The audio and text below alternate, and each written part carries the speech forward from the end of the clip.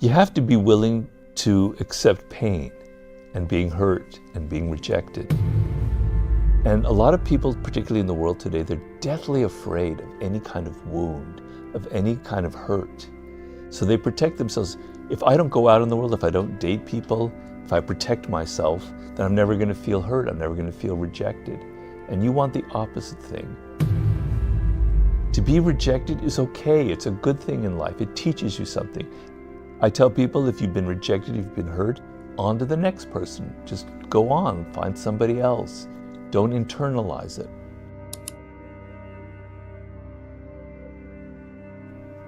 You're doing yourself a disservice if you're doing that. Okay, and it's not just because I'm this old guy who never had to deal with that. It's because I've been studying human nature and people for many, many years. And I'm not good at a lot of things. I can't shoot a basketball like I used to. I'm not good at a lot of things, but I understand people very well in human nature. I wrote a very thick book on that.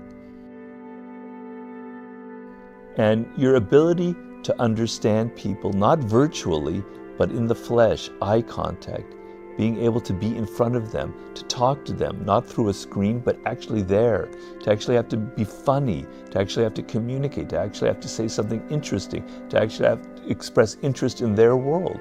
You need to be in front of them. You need to be there and see them. And in doing that, you run the risk of doing the wrong thing, because on that computer, on your phone, you can kind of make yourself seem like, the hottest thing on the planet. You can create a whole fantasy that's not real. But when you're there together, everything's real, and you're going to say something stupid, or you're going to not look so great, or your hair's going to be all messed up, whatever. It's okay. You've got to learn human skills. You've got to go out there and you have to deal with people, because if you don't, it will ripple outside of your dating world into your work world, into your social world. You won't know how to deal with colleagues. You won't know how to say something. You won't know how to be charming to people, right? You'll be all shy and nervous. Wow, swiping. It doesn't take anything. But to go to a bar or to come up to a stranger and try to talk to them and try and get them interested, man, that takes guts. And you're being timid, you're being weak, you're being a coward. Put yourself out in the world, face rejection, and try and develop some real people skills, because social skills are a muscle. And if you don't ever exercise that muscle, you're just going to be really flabby and you'll never get anywhere. You want to exercise that muscle through real experiences, not through virtual experiences. I wrote the book because I was a little bit worried. People were taking the 48 laws of power as all that matters in life. If I'm good, if I have the people skills, if I can be like a con artist, if I can kind of bluff my way through life, that's power. And there's something missing from that scenario, and that something is you actually have to be good at what you do. You can't bluff your way through life, right? You could be the CEO of a company, you can master all the 48 laws of power, but if you're incompetent, if you don't have the necessary skills to see it through, then it's all going to blow up in your face. So mastery is an extremely important component in the game of power, in your success and your feeling of fulfillment in life.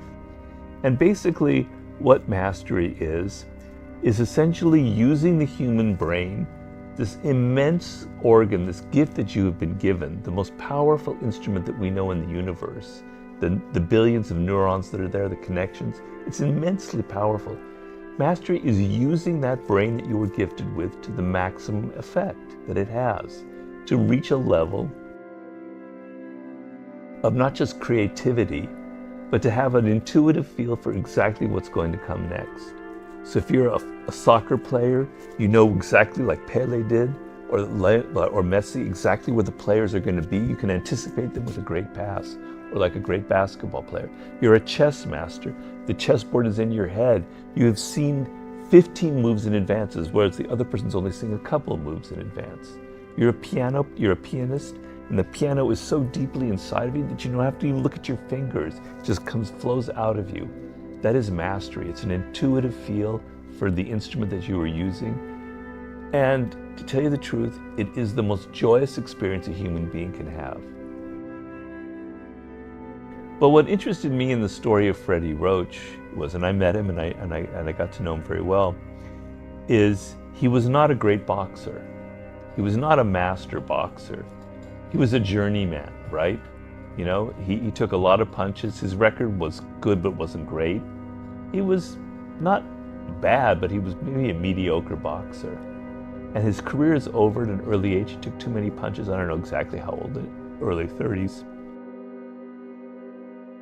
And as a lot of people in that situation, like you mentioned, Olympic athletes, he was very depressed. And he's wandering around Las Vegas trying to make a living.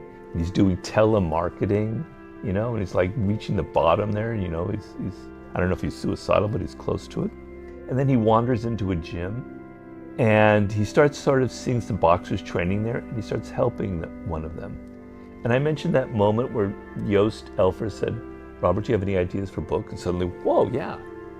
Helping this person, suddenly he had that light bulb go off in his head going, this is what I was meant to do. I'm not a very good boxer, but I am a great teacher. I know boxing. I know the strategy. It's all in my head. I couldn't perform the right thing, but I know about it in my head. And he was able to translate that skill. So I love that story for the ability, the lesson that it has, that you might be that lawyer who's 29 years old, who's like Freddie Roach, who's boxed out, who's taken concussions, who's taken too many punches to the head. And you can segue into something else and become a master, as long as you understand that Freddie didn't go saying, oh, I'm going to become a politician. I'm going to become a writer. I'm going to become a rock star. No, he's going to take his boxing skills and become a great teacher. And over the course of 10, 15, 20 years of teaching, he knew every little aspect of what we call the beautiful sport, the strategy of boxing. He had it in his head. He wasn't the man punching, but he was the man telegraphing, telling people how to punch. I think it's an amazing story, an amazing lesson. You know, when I was pulling nails out of those boards on the island of Crete to pay my way off the island, and I was pretty miserable, if I ever looked at the 500 boards that I had to pull out the nails, I would have killed myself. I just did each board at a time, each rusty nail, and took them out one board at a time. You don't sit there and go, wow, I've got 19,800 hours ahead of me. You just do what you have to do. So here's the beauty of it, Randall. If you're starting out, you're 21 years old and your apprenticeship starts, which is usually about 7 to 10 years long, whatever field you're in, and you have chosen something that you want, that interests you, that excites you, in some way, it doesn't have to be exactly what you're going to end up doing, but it excites you. Those hours just float by. Yes, it's painful. Yes, you have to learn things. You have to practice. You have to take your punches. You have to take some pain. People have to criticize you. But in general, you're having a great time. You're learning. You're young. You look good. You have energy. People like you. You know, when you're in your 20s, life is beautiful. I don't care, how depressed, how poor you are. You're 20 and you have all this energy. It should be wonderful, okay? So you're not sitting there thinking about each hour. You're enjoying it, you know. So if you're Kobe Bryant, God rest him, soul. If you're 20 years old and you're just starting in the NBA, you're not thinking of all the jump shot, the next 10,000 jump shots you have to take. You're in the moment. You're getting better each day. You're progressing. You're competing. You're getting better, and you're enjoying it, and you love it because you had a great love of basketball. So you don't sit there and count the hours. You'd kill yourself if you did. You're in the moment. But if you don't find the career that was meant for you, if you have a bad match, if you were meant to be a basketball player and you're a lawyer, that's a terrible metaphor, but it's something like that, you're going to be miserable. You're going to be counting those hours. You're going to be going, damn it, I have to do law for 8 more years. I have to put 10,000 hours. Shit, I'm never going to make it. You're going to tune out. You're going to be a failure. You're going to start taking drugs or something. I don't like the word passion because it sounds like a perfume ad or something. I don't like that word. I like the word desire. Okay? So, because passion is like something kind of uncontrolled. It's too strong. You want to have the desire for something. So, when I was in college, I studied French for 2-3 years because I love foreign languages. And then I went to Paris where I worked in a hotel. And damn it, I couldn't speak 3 words. I couldn't order breakfast. I couldn't tell, what I wanted a room for this kind of thing. I couldn't do anything. I hadn't learned a thing. And then when I was at the hotel, I think before I was at the hotel, I met this French girl that I was really excited about. I wanted to seduce her, right? She was fantastic. In 2 months, I learned more French than 3 years of college because I wanted to. I had the desire. So if you desire something, you learn at a faster rate because you're motivated. Your mind is open.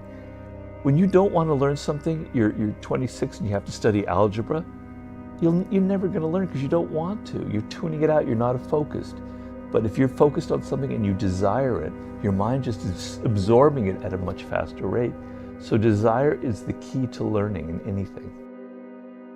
And so if you're trying not to play the power game, if you say, I'm not interested in power, that is a maneuver in the power game. You are implicated in it. You are trying to pretend that you're moral, that you're above it all. That is a power move. So the idea behind it, to answer your question more directly, is the feeling of the human being is basically, we come into the world somewhat weak, right? As a baby, we're crying.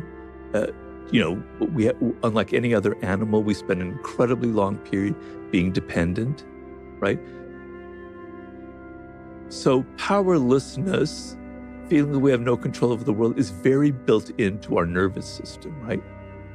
And we cannot stand the feeling of being powerless, of feeling helpless. It's very primal emotion built in. And so we're all scrambling for some degree of control over the world. So the idea that I cannot influence at all my children, I cannot influence my spouse, I have no influence or persuasive powers over my boss, over my colleagues, is deeply, deeply painful, right? We can't stand it. So we're going to try in some way to get power over it. So there's so much in life you can't control. If I were to pick out a number, I would say 95% of life is circumstances that are completely beyond your control, namely death itself, but a lot of other things, okay? So power is the ability to maybe on the margins to have a little bit more influence than you would have had if you're completely ignorant, if you're completely helpless, if you don't understand anything about power, right? So it's the degree to which you can kind of influence and move people and not feel that helpless feeling like, when an animal is on its belly, it feels completely vulnerable and it freaks out, right? Well, we get that feeling too sometimes, and it's not a good feeling. So to the degree that you have confidence that you can direct the course of your life, that you're not just simply open to any circumstances aren't pushing you around, that is the feeling of power. It's also the degree of power over yourself, self-mastery, mastering your own emotions, etc. So it's that slight margin of control that kind of knowledge can bring you, and I think is how I would define it. Emotions are extremely important to the human being. You can't be creative, you can't think, you can't write a book, you can't make a movie, you can't be successful without some kind of emotional background, something powerful motivating you. Your desire to have power is what's going to make you kind of try and get it, right? Things like ambition or whatever. For me, it's a desire to write a really good book, something that's very true or real. So if I didn't have any emotions, I wouldn't be able to write my books. And actually, a lot of anger is what impels me to write a book. But the thing about emotions is that when you feel an emotion, so many things are much more complex than we imagine they are. We use language, and language is just kind of this screen that doesn't really describe reality. Emotions are very complex. They're not simple. They're a mix of things. They're just basically these hormones churning up inside of these chemicals that we ascribe anger or love, etc. But they're more complex than that. And so you operate on an emotion, but you don't understand it. You're not thinking about it. You're not analyzing. You don't know where it comes from. And actually, your anger might be mixed with envy, It might be mixed with even love. It might be mixed with things you're not even thinking about. So you need to apply intelligence to your emotions, not suppress them, but try to understand them.